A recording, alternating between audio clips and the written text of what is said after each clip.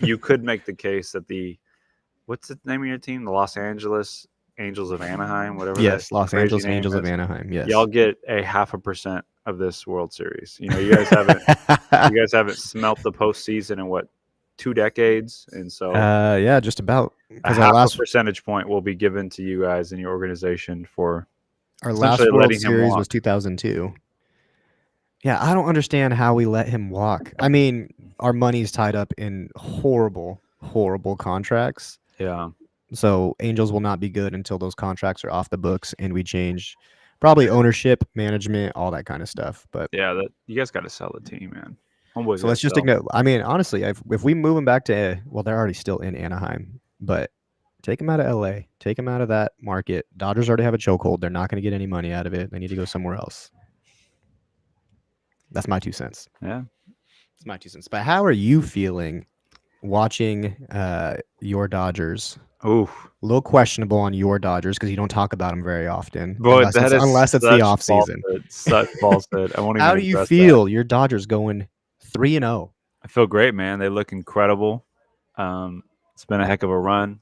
Beautiful World Series. We're up 3-0 on the Bronx Bombers, as they call them. They haven't bombed a lot this postseason with their home run Is hitting. that the one of the nicknames for the Yankees? The Yeah, Bronx bro, Bombers? the Bronx Bombers. Yeah, I did not know that. and look, they're a great team. They won 94 games this year. They're a Mhm. great team. Their starting Mhm. pitching is not bad at all. And we're down 3 starting pitchers, but we've 1 through 9 can hit the ball, which puts a lot of pressure on your pitching staff. And then our guys have delivered. Like, we have 3 starters that are healthy that are going. Our bullpen's been phenomenal. And Freddie Freeman is the new official boogeyman in New York City. 1000%. It's spooky season, and this man is the straight Ha- boogeyman in New York, dude. so I didn't watch the game last night because I was streaming for youth, and honestly, it's tougher for me to watch baseball on TV. It just gets a little boring. But has Freddie been like the most clutch player throughout these first 3 games? Because I saw Yeah, his walk-off he's grand hit a slam. home That was run in every nice. game. Yeah. That grand slam in game 1 was nice. I can't even deny that one. Yeah, iconic, historical moment for sure. Game 2, he hit a homer. And then last night, top of the first inning with a runner on, jacks one out to right field. And the Yankee Stadium is quiet, dude. Quiet. Understandable. And I think it set the tone for the game, man. It really did. So, but yeah, he's been incredible. He'll probably win MVP. You think so? Based on, yeah. He's created such a problem for the Yankees. He's been incredible, and beautiful story too. I mean, he's playing on one leg right now. That emotional hug with him and his dad at the end of game 1, and just hearing I their don't know story. I don't know any of that backstory. Yeah, so his dad used to basically pitch to him, like he was like, and still does in the off season, is like his helps him with BP.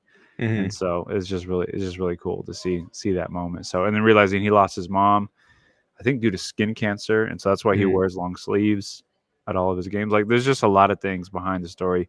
And then to top that off, his son, Freddie Freeman's son, him and his wife, their son's battled some severe illness throughout a lot of this season. So he missed games to be away with his family and to be with his son. And so it was a really emotional return when he came back to baseball.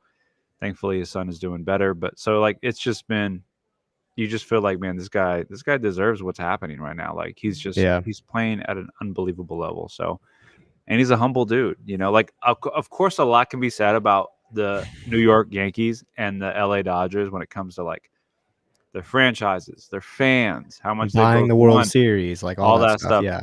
But like, there's some likable people on these teams, like incredibly. Like, it's hard to find someone on either roster and be like, this dude's a punk, man. It's hard not to like anyone on these teams, So I got a lot of love for him. So I wish it's been a better series. Honestly, we're up 3-0. I'm excited, but like, it would have been fun to see the Yankees actually put up a fight or something, man. Goodness gracious. I mean, game 1 they did. They should have won game 1. Game 1 and 2, they had some good strides in game 1 and 2. Yeah, game 2 they made some noise in the top of the 9th, and you thought something was happening, but yeah. So we'll see. But feeling good, man. Feeling good. Either way, it's a great time in the sports world. We got World Series, basketball season's back, midpoint of football season, hockey's starting soon. There's always something to watch to entertain you, which ultimately goes into our conversation today. Oh, here it comes. are joining us. Welcome back to Spooky Virtual Book Club. Hello, Scott. Hello, Zach. We see you in the chat there. Pastor Fredo and I are going to be going through The Veldt by Ray Bradbury. I'm very excited for this one. I reread it again this morning, and every time it gives me the chills. Oh, yeah. Fredo, what did you think reading through it today? Well, I got pretty spooked. Overview, high level. Don't get into the details yet. Just go high level to start. Yeah, high level. It's like Ray Bradbury, like at his finest. Like Mhm. he's great in these like short little scenarios with stuff that involve like futuristic elements, like sci-fi elements, but also like kind of darker themes as well too. And Mhm. it's so captivating. There doesn't have to be a lot of characters, but like he just draws you into the moment, into the situation, and it was incredible. So my other favorite story of his is called The Sound of Thunder. I believe that's the title of it. And so Yeah. immediately as I started reading this, I was like, oh my gosh, it took me back to The Sound of Thunder a little bit. So it was so good. Can't wait to Yeah. dive in. Yeah, it's Spooky, great. man. It's freaky. It's a little freaky for sure. If you have not read this book, here's a very quick kind of like Spark Notes view of it. There's a family. What's the last name? I know I saw it. The Hadley family. The Hadley family. That's right. The Yeah. Hadley family lives in this futuristic house. We're not given a specific time period. And Yeah. this house does everything for them. It carries them to the rooms, cooks the food. There's a body wash machine that sounds crazy. There's a massage chair, all that kind of stuff. All this crazy stuff in They this house. tie their shoes for them. It's Ties nuts. their shoes for them. The craziest part is this house is only $30,000. Yo, So I'm speak trying to on figure that. out. 30K? I'm trying to figure out 30K how for you got a house that for does 30K. everything. California could never right now, Could man. never. Could never. But Yeah, the that's something else. spookiest part of this house is a Well, tell them the name nursery. though. Tell them the name. It's The called name the of- Happy Life Home. Oh, that's right. Oh, I That's what we're completely forgot introduced about to. that Yeah, part. they walk down Yes. the hall of their Happy Life home, which had cost them $30,000 with everything included. That already sounds horrific. It sounds too good to be true. This house, which clothed and fed and rocked them to sleep and played and sang and was good to them. My goodness. The Yeah. lights turn on like while you're walking down the halls and turns off when you pass it. This is energy efficient. This is like a California dream with the impossibility of ever being at the California price point. Right. Couldn't even pay for the driveway for 30K. Exactly, Scott. Exactly. Yeah. But one of the aspects of this happy house home, which is actually, I think they said it cost half as much of the house, is a nursery. Some may say a VR nursery or maybe an AR nursery, augmented reality, that becomes whatever the children are thinking. And so there's this room in this house that has become an African Veldt that the parents are getting a little spooked out by. They can hear lions in it. They hear people screaming, and they're just getting a little weird vibe from this. And whenever they try to remove the kids from this nursery, they freak out, throw a tantrum like any normal child would. And it dives into a very interesting and deep story.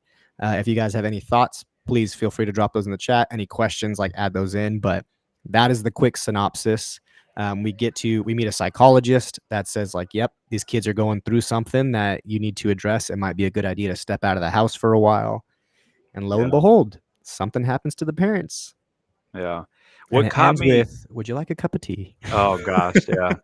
You know what caught me with George and Lydia, the mom and dad, the husband and wife, as they're in the nursery and it turns into this African like they it doesn't feel like a safari, like a fun safari. This is not that kind of trip. We got the San Diego Zoo not too far from us, but like this does not feel like that at all. So at least the way they describe it, and it's so crazy because it's a very vivid description of like what feels like a very empty and just kind of white, like voided space, then turns into like this very immersive experience. And then this one description we're given throughout the story, which is that the parents, George and Lydia, cannot figure out what these lions are eating. They don't know what they're eating, but they can smell stuff. They can hear things. Like it's a very like all the senses are engaged in this room, which is bizarre because it's a nursery. When I first started reading, I'm like, oh, they're going to put the baby in the nursery. And then all of a sudden, like they're transported to Africa. I'm like, oh, this is not good.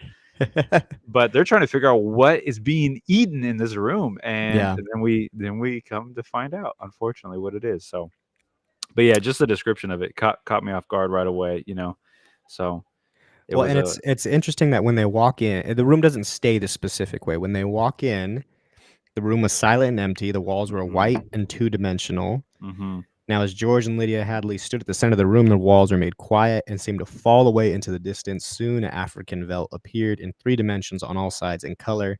It looked real to the smallest stone and a bit of yellow summer grass. The ceiling above them became a deep sky with a hot yellow sun. So they're feeling every part of this experience. Can you imagine if we had something like that? Like, where would you first go, Fredo? Oh man, I'm gonna sound like a nerd, but I'm either going to the moon of Endor in a galaxy far, far away, Okay. or I'm going to Middle Earth. Post the rings being destroyed. I'm not trying to be caught up in there. But in real life, I'd probably go to Hawaii, or maybe somewhere in Italy, like Lake Como, Italy, something like that. But Okay. yeah, I don't know if I'm going to the safari, especially after this story. You will never find me at a safari. Not going out there. No way.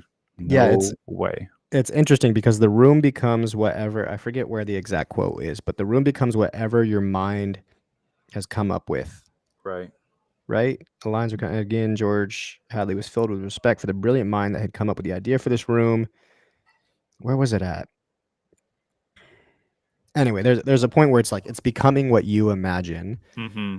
So off the jump, we start to question, why are these kids imagining lions eating something and it being very hot? Because I wouldn't imagine you'd want to go to a hot place. You know what I mean? You're at the beaches of Hawaii where it's never hot and the sun's just at the perfect temperature. So you start to question, why are these kids going somewhere where it's super hot? There's vultures around. It smells like dried blood. You kind of hear these random screams at different points. Yeah. So there is a part where it says that Peter, the kid, one of the son, had gotten very upset when he was punished like a month prior. It sounds like because the father George took it away, and so yeah, definitely, I think Africa, that environment was produced, rooted in the children's frustration with not being able to enjoy this kind of mechanical technological advancement of the home. And so I think Africa is in some way a projection of their anger or their frustration with things being taken away from them that are making their lives more filled with comfort and entertainment. So Right. There's one quote at the beginning that I really wanted to dial in before we start talking about the kids too much. okay. But in the beginning, after George and Lydia go into this room, they get kind of freaked out. The lions lunges at them, and they leave the room real quick. And George is laughing like it's a joke. Lydia actually gets scared, and she says, on mine it's page 3, but Lydia says, "That's just it. I feel like I don't belong here. This house is a wife and mother now, and nurse for the children. Can I compete with an African Veldt? Can I give a bath and clean the children as efficiently or quickly as the automatic body wash can? I cannot, and it isn't just me, it's you. You've been awfully nervous lately." Yeah. And I was struck by that because this short story was written in 1950, before we had plenty of the technological advancements we have now. Yeah. And our authors are already questioning the role of comfortability in our lives. And certainly, yeah, like the machines that we create, that human beings are responsible for making, are designed, at least in theory, to make our lives more efficient, more comfortable, to get things done in a way that allow us to enjoy or do what we really want to do, right? And yeah, there's something about allowing that to overtake your life that will become incredibly destructive. That is apparent in this story now, so yeah, and robs us, I think, of real responsibility, like the things that actually do fulfill us, bring us a kind of joy and purpose, comes through, I think, mundane, routine responsibility and tasks, even that we might find in a home, whether it is from cooking or cleaning or tying your own shoes, for goodness sake, like whatever the case is, right? So yeah, there's something that I think to be said about the danger, the cautionary tale of the machines in our life and the machines we allow in our lives. So Definitely. And it leads into the creation story we find in Genesis, where God tells us he puts us in the garden to cultivate and take care of it. There's part of work that is God ordained and God given, and then there's sin that makes that work hard. But like even further along the story, Lydia's talking to George again and says, "You look as if you don't know what to do with yourself in this house either. You smoke a little more every morning and drink a little more every afternoon. And you're taking more pills to help you sleep at night. You're beginning to feel unnecessary too." Mm, mm, So yeah. that leads to the question: what is the role of work in our lives?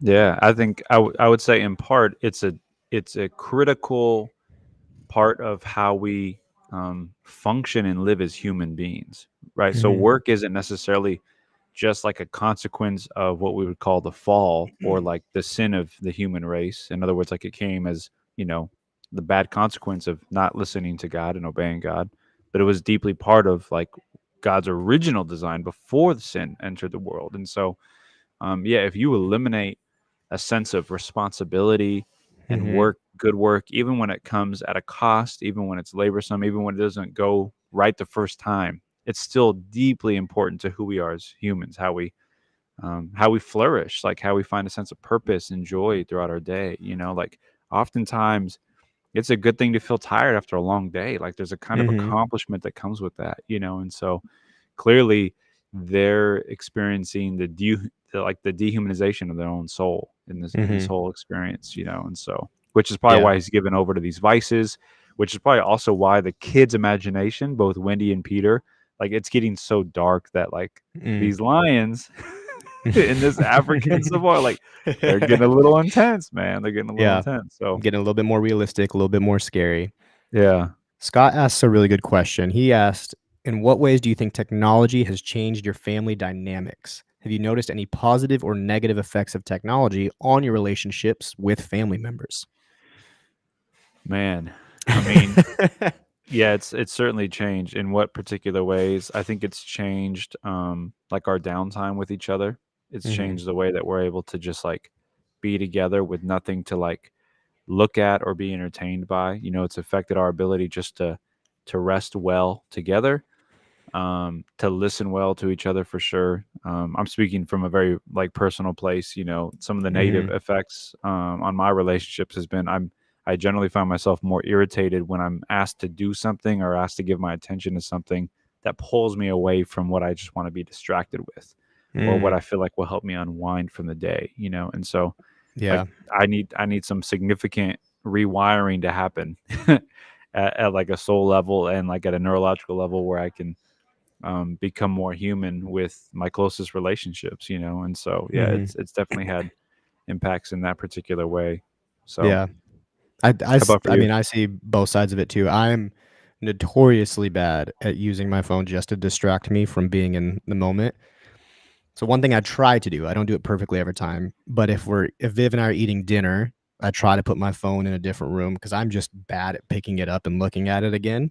Um, so there is that negative dynamic where I would much rather just be distracted than sit in the moment or the emotions or whatever's currently going on in front of me.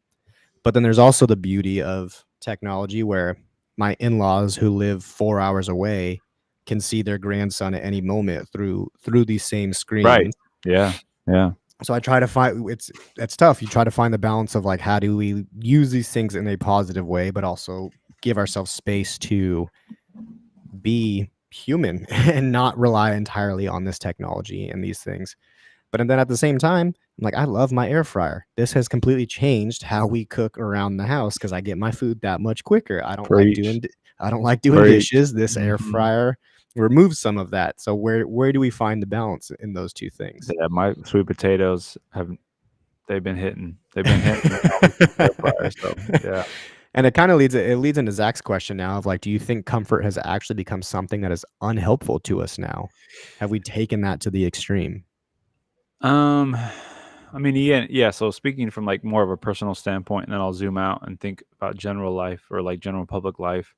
I think in a lot of ways, yes. Like in the sense that I will oftentimes rely on my devices or my technology to be my primary source of comfort or like unwinding from like the day, and whether it's Mhm. like a work day or like a non-work day, right? Like I'm kind of now like deformed to go to those things because it's like a quick kind of comfort, though it ultimately does not actually provide me like the kind of like relaxation my soul Mhm. needs, like my actual body needs, you know. And so It's become incredibly unhelpful in that way. And then it becomes an extreme if I'm unable to like love the people in my life because they're pulling me away from what I want to Mhm. comfort me. Like that's when it becomes very dangerous, is when it's not just so much like I don't have a good work life balance anymore, but like when I actually don't love people well anymore because of these things. So that's Mhm. when it's become incredibly dangerous and it's gone, yeah, too far. Because oftentimes I get angry and my anger is rooted in the fact that I can't be left with my own distractions for 5 more minutes, So I Yeah. got to go do homework or this or that. Like it's just, it's not right. It's not right Right. at all. So, yeah. Right. And then, yeah, I think zooming out from that personal perspective for sure, I think at a general level now, we equate too much of like the good life or the happy life with how much comfort we feel like we're experiencing. Mhm. And I think that's like a very dangerous equation, to say Mhm. that to the degree that I'm comfortable will be to the degree that I'm living my happy life and the life that I want to live. And I just think the way of Jesus is radically opposed to just constantly being comfortable. Mhm. So, especially if it disconnects you from meaningful relationships and doing good and beautiful things, even if they're difficult and hard to do and just, Mhm. uncomfortable to do oftentimes. So, Right. I'm reading through the book of John right now, and this morning I read. Oh my gosh, is it John 14 or 15? This is bad. I don't remember off the top of my head. But Jesus washing the disciples' feet, and even in that kind of story, it's like sure, you could have the comfort of sitting and just reclining and letting yourself be served, and then there's mm, also stepping into service of others that I think is such an interesting picture. And Jesus models that super well of comfort and sacrifice. yeah, Um, because at the same time, he's critiquing religious leaders on the Sabbath, where it's like you're not you're not actually following this. You've made a bunch of rules to escape from, you know, X, Y, and Z, and you're not resting in the way that you should. And that's how I deal with things. My phone becomes an escape where I'm not actually resting when I need to take time. I'm just distracting myself from whatever happened earlier in the day and stuff like that. So yeah, yeah. That's a good word, man. and then culturally you see in the workplace this conversation of, if it's a toxic work environment and it's not comfortable, you need to get out and move up or just keep job hopping until you climb the corporate ladder, whatever that may be. And while in some cases that might be beneficial, in a lot of ways it robs us as humans the ability to work and find comfort outside of what we just do every day, I think. Exactly. Exactly. Yeah. And I think there's something to be said too about resiliency. Like there's just a lack of resiliency. In the story, if both the kids and the parents are constantly having someone else get them ready, massage them, cook them food, like where is the resilience being created? Mhm. And so no wonder you turn into a monster when these things are taken from you or when there's a threat that they will be taken from you. Like then you start to Mhm. project some very fierce, hungry lions that will devour you. And so yeah, I think one of the other extremes is that it's stunting our ability to become people Mm. of resiliency. Who can withstand, and in the language of Scripture, can actually like live a faithful life, even when circumstances or things are not going well. Mhm. And even when God appears to be distant or appears to be far away. Like there's a sense of resiliency that's rooted in a faith that God actually will deliver me. And Yeah. yeah, so Yeah, that's good. We got another question from Scott that I think we can get to, and then kind of keep going on in the story because we're getting to the really good parts of it. He has three questions. Scott going for the three-peat here. He said, "What do you consider healthy forms of escapism? Have you ever had to confront an unhealthy escape in your life, and what steps did you take to address it?" So I'll let you choose out of those questions which one you want to answer, or you could just go three for three. yeah, I mean, more recently, I would say like I had to face how much time I was given to my PS5, Mm. and which was in a lot of ways I think just a form of escape and hmm entertainment, a way to kind of like detach from other things. And um yeah, so I think I had to confront that. What steps did I take? I mean, there were kind of a few steps taken. One directly that I did where I'm like, I'm going to step away from it. But then also indirectly, it stopped working at some level. So I had a HDMI port that wasn't reading, and it was kind of like a Divine intervention it there. was, yeah, it was a good moment of both those things. And I've actually like really enjoyed the season I'm in now, where I have just one less thing, distracting me and pulling me away from other things that I can be giving myself to. So I would say it, but at the same time, like I don't want to infringe on anyone else's like conscience. Like that can be a healthy form of escape. Mhm. I think to the degree that you've created some kind of boundaries for it, Mhm. and that it's not leaking into other aspects of your life where you're not able to stay up on other things that need to get done. So, Mhm. yeah. Yeah, I would say my phone is still I'm still figuring out how to engage with my phone in a healthy way because I love playing chess. I play it often, and it's very easy when you have these quick game modes to, play and try to beat somebody. So as of late, I've been trying to come home, set the phone down in another room, take my watch off maybe so I get like no distractions whatsoever, and then take a walk with Viv and Zion or just get out in the sun for a little bit and have some actual real conversations instead of just like, oh yeah, work was good. Okay, I'm gonna go. McKay's gonna go into his introvert shell now. Please don't bother him. Like, Right. because Right.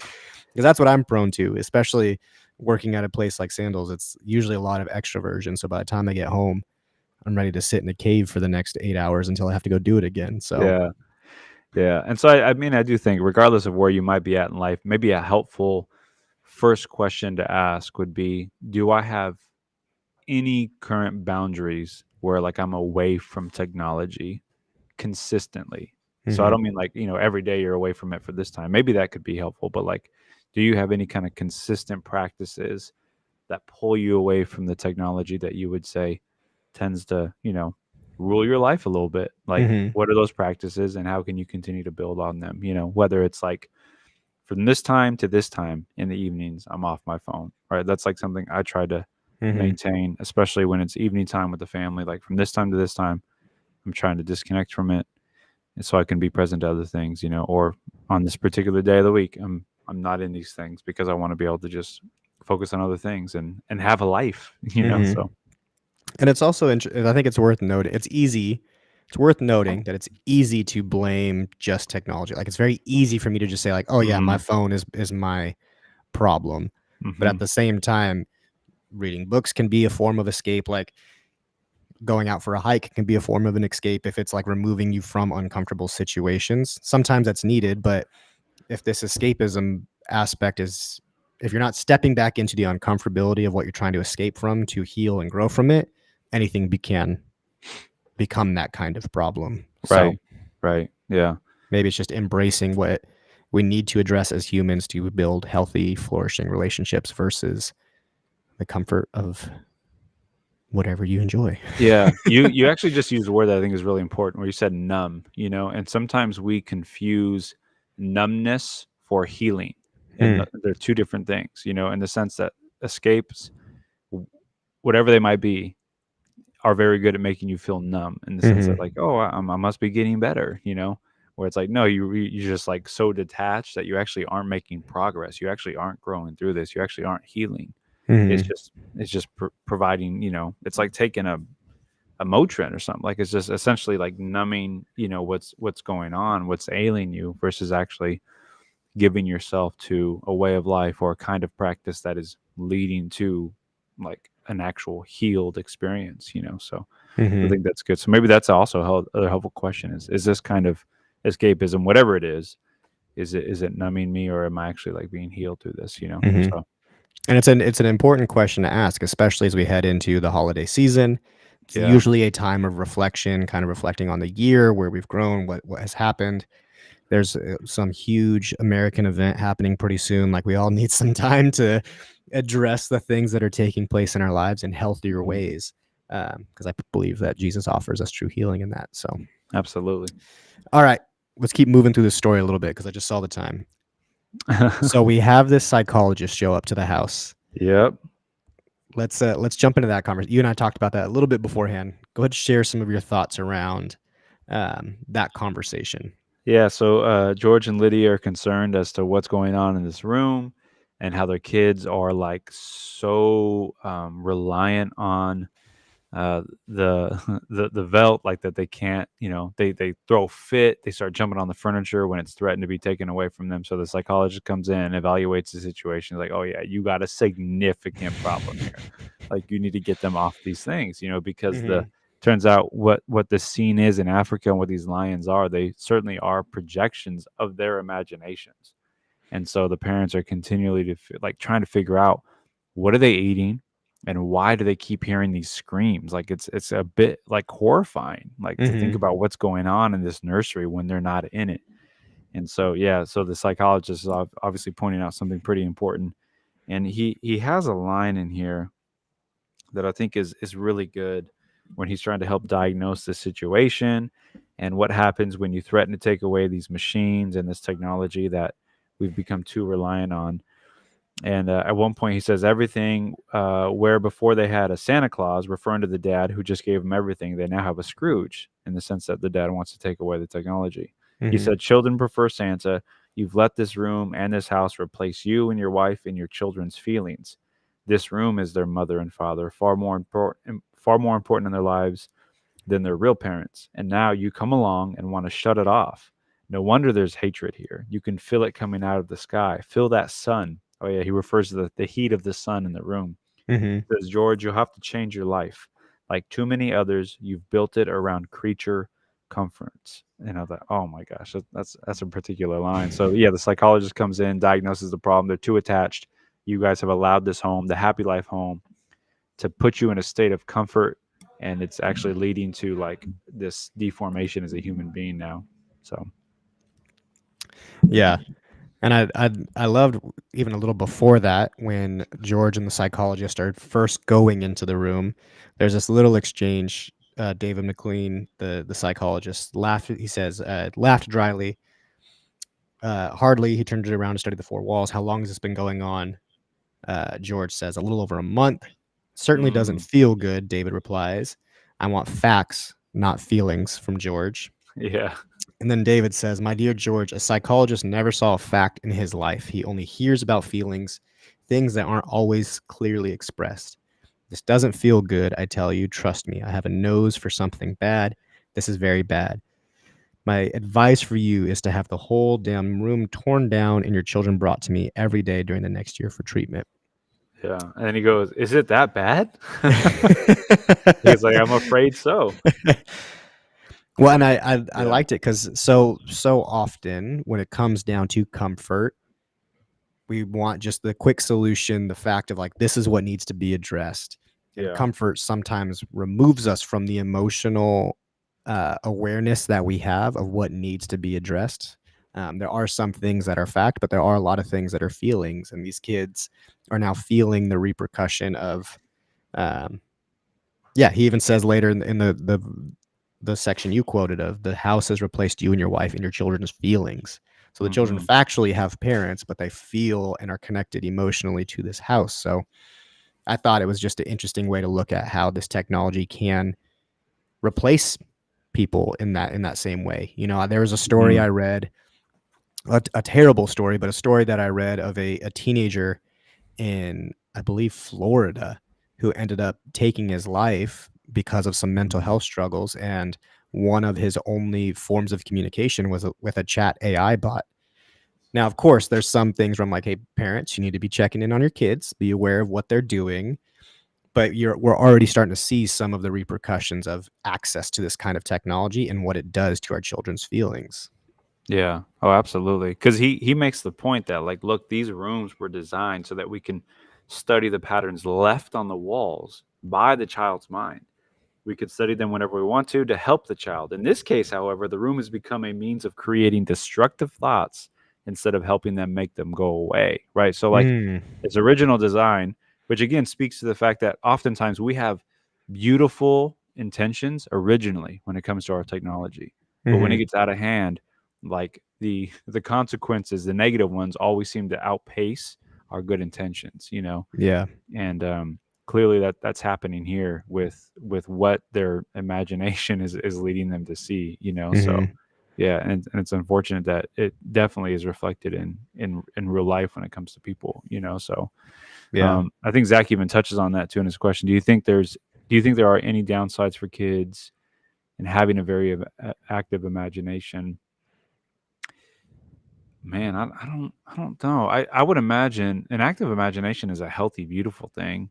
Mhm. So I think it needs to be guided by mature people, like people who are older and wiser, and can kind of help them through those things, you know. So I think it's very important to like encourage and cultivate thinking and dreaming and imagining Mhm. worlds that come to these kids, you know, because ultimately, like I think they're pointing at something that they long for, or maybe a gap in their own life, you know. But it does require a sage in their life, you know, usually the parents, to help Mhm. kind of guide what it is they're sensing or longing for, you know, and help them interpret those things that help Mhm. them make sense of reality, that help them understand who they are as people, you know. So I would say Well, that the downside would be if there's no one there wise enough to maybe help build their imagination in that way, you know. So mhm.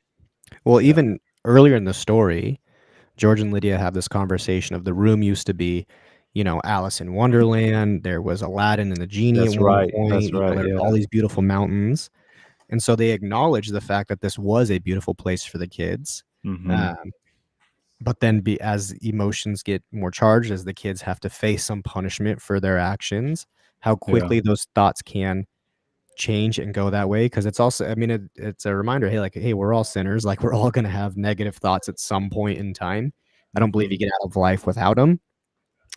But who in the children's lives are able to help process through those thoughts and That's it. emotions That's and it. those kinds of things? That's Because it. even with Zion being almost 7 months old, he does no wrong. At some point in life, at some point in life, he's gonna do wrong, and I'm gonna become the bad guy for having to, you know, punish and correct and all those kinds of things.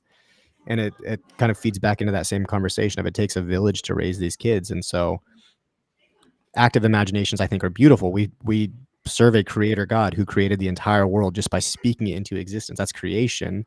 Yeah. But when we let it go unchecked and let our feelings take over, it can become a negative thing, I think. Yeah, and it's unfortunate because I wonder if Ray Bradbury is trying to identify, like, look, had the parents connected the dots here a bit earlier, that this room was a projection of their pattern of thinking, then they could have been alarmed to realizing that, how do we go from Wizard of Oz to man eating Mhm, lions? mhm. Like, clearly there's something going on in their imagination, in their hearts, and in their minds that needs to be discipled and Yeah. renewed, right, in the language of Scripture, and so that's just not happening though, which Mhm. is the downside and the tragedy of the story, because at some point it gets way out of hand, and we could probably let them know at this point what happens Yeah. in the Well, that's somewhat that's what I was gonna frightening get to. scenes of the story. Even as we get to the end of the story, they're getting ready, they're packing their bags. They're like, "All right, we gotta get out of this house." Yeah. And it got me frustrated because I was like, "Don't let them back in." But the parents cave Oh and gosh, dude. open the Yeah. nursery again and let the kids back into it. Yeah. And, the parents find out the most haunting line in this entire story, and suddenly they realized why those other screams had sounded familiar. Ooh. Why'd they sound familiar, McKay? I get the chills every time I hear it. They sound familiar because the lions actually eat I believe the lions actually eat the parents. Yeah. So what was imagination now becomes real life to George and Lydia here. Yeah, and kind of the storytelling genius of Bradbury, and the genre of literature we're dealing with is it's left open in terms of, like, wait, Mhm, was this technology, like, did it really create actual line, like, what is going on, so mhm, I think it's the case that it did. Yeah, there's probably some uh some freedom for the reader to decide how this technology got to the point where it was, like, actually leading these lions to eat real right. people, but eventually it did get there, and the kids in their in their bad state locked their parents in, and these lions had their way with them. So Yeah, the kids trick them into coming into the nursery, lock the door behind them so they can't escape, and that results in them yeah, getting eaten by the lions. yeah. What I think is them getting eaten by the lions. So one of the funniest lines in this story, though, because Ray Bradbury never says where the Happy Life home is located, but I'd imagine maybe California, maybe New York, somewhere a little bit more wealthy, all the futuristic technology. And the Mhm. funniest line is, "Well, in 5 minutes, we'll be on our way to Iowa." Yeah. And if you're watching this from Iowa, I love you. We need your state in our great country. Yeah. It's the last place I want to go for vacation. Yeah, these kids we're not going to Iowa. We're gonna take you to Africa. Yeah, exactly. How do you switch from Alice in Wonderland, Africa, Oh Wizard of man. Oz to Iowa, Yeah. which it again it addresses the uncomfortable of like, yeah, normal life can be boring at some points, but sometimes that boring is the comfort and the rest that we need. Yeah. Getting Yeah. out in the real sun, the real grass, all that kind of stuff. Right. The haunting part for me to the end of this story was listening to Wendy and Peter, the children, be described after this. Like Wendy asks the psychologist when he finally arrives back to the house, like, "Hey, you want a cup of tea?" Like they Mhm. almost seem unfazed Mhm. by the situation that this room literally devoured their parents, and it's that's pretty haunting. If this ever makes it to the big screen, man, it will be quite the film. But Yeah, and no, the psychologist walks in, comes into the nursery where the children are sitting in the center of the room. It literally says he looked carefully at the two children sitting in the center of the room eating a little picnic lunch. yeah, On the far, he could see the water hole and the yellow Veldt. Above was the hot sun. So again, we get this hot sun imagery. He hmm. began to sweat. "Where are your father and mother?" he asks. The children looked up and smiled. "Oh, they'll be here directly." Yeah, Just the chilling feeling yeah, of just like they killed their parents and they're totally okay with it with yeah. smiles on their face because they get to maintain these creature comforts. Yeah, or they don't know. Like, they don't know how bad it got. I mean, they did lock the door. So I would imagine, like, they consciously they knew what they were doing and locking their parents in there. So, Mhm. yeah, I kinda just argued myself out of that idea Yeah. that they don't Well, know. and I read it as in they had heard these screams before, like, throughout the story, you kinda hear this repeated, like, "Yeah, I keep hearing these screams, like, Yes, way off in the distance." they've been So imagining this for a while. yes, you can Yeah, kinda put together that they are imagining their parents getting eaten by, the lions these because the parents are lions. trying to take away some of these comforts and results of correction and teaching. Yeah. Catch me at home taking my iPad away from my Yeah, children to safe see to their say, reaction. as soon as I see, the next tech giant do these AR rooms, I'm like, "Not here. No, no, Yeah, no, no." no, no, no, not happening. I mean, I'm gonna turn the TV off and listen for, like, a lion's roar in the background or something yeah. like that, like, "Nope, I not also work happening for a here." church and live in California, so I wouldn't be able to afford it anyway, but Oh, yeah, no way. Happy life home, no thank you. well, Fredo, did you have fun? Did you like these spooky stories? I know it kinda scared you at the start, but Oh my gosh, yeah, man, I think that it's Edgar yeah. Allan Poe one was a little freaky for you. Yeah, yeah, it was great, man, I love it. The season oftentimes calls for it where people are they're, uh, they're more aptly ready to talk about death, in some ways to celebrate it, and I think, yeah, we have a responsibility as Christians to engage people well and to understand maybe what's behind some of these stories and what the more important themes that might be at work here are, so Mhm. yeah, I loved it, bro. Loved it. Thanks for Yeah. leading us through this. Cool. Thanks for being part of it. Chat, viewers, friends, whoever's watching. Which story was your favorite? Great final question from Scott. Yeah, I'm biased because I really like Ray Bradbury's work, so I would say this one was the Vaunt for sure was my favorite. Yeah, Yeah, I loved it. I go back to the Black Cat, Edgar Allan Poe. I love Edgar Allan Poe. He's the original emo boy, and so I resonated so deeply when I learned about him at school. I was like, this guy's sad. I like him. So Edgar Allan Poe for sure was mine. But guys, this is our last book club for the calendar year 2024. We're wrapping it up. You'll see us in other ways, Sunday service, all that kind of good stuff. But we love you guys. We're praying for you. Have a great holiday season. Stay safe. Disconnect from the technology, maybe, unless it's Yeah, Sunday. Watch online. Join us for service. But take some time to rest. Enjoy your family. Next year, we'll have kind of another offering of this, and we'll stay connected with you guys then. we're Fredo, coming back. any final thoughts for our people? Grace and peace. Go Dodgers.